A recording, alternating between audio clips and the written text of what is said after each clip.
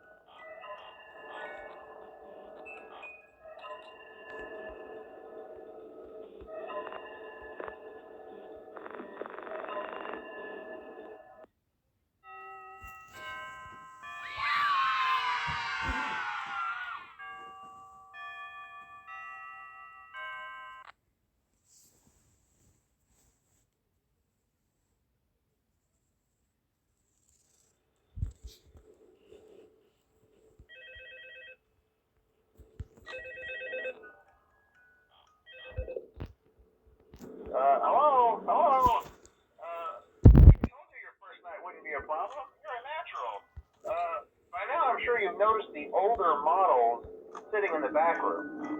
Those are from the previous location, and we just use them for parts now. The idea at first was to repair them. They even started retrofitting them with some of the newer technology, but they were just so ugly, you know, and the smell. So the company decided to just go in a whole new direction and make them super kid friendly. Those older ones shouldn't be able to walk around, but if they do, the whole Freddy head trick should work on them too. So whatever. I love those old characters. Did you ever see Foxy the Pirate? Oh wait, Foxy. Oh yeah, Foxy. Hey, listen. That one was always a bit twitchy. I'm not sure if the Freddy head trick will work on Foxy. If for some reason he activates during the night and you see him standing at the far end of the hall, just flash your light at him from time to time. Those older models would always get disoriented with bright light. It would cause a system restart or something. Come to think of it, you might want to try that on any room where something undesirable might be. It might hold him in place for a few seconds. That glitch might have carried over to the newer models too. One more thing. Don't forget the music box. I'll be honest. I never liked that puppet thing. It's always thinking, and it can go anywhere. I don't think the Freddy mask will fool it. So just don't forget the music box. Anyway, I'm sure it won't be a problem. Have a good night, and I'll talk to you tomorrow.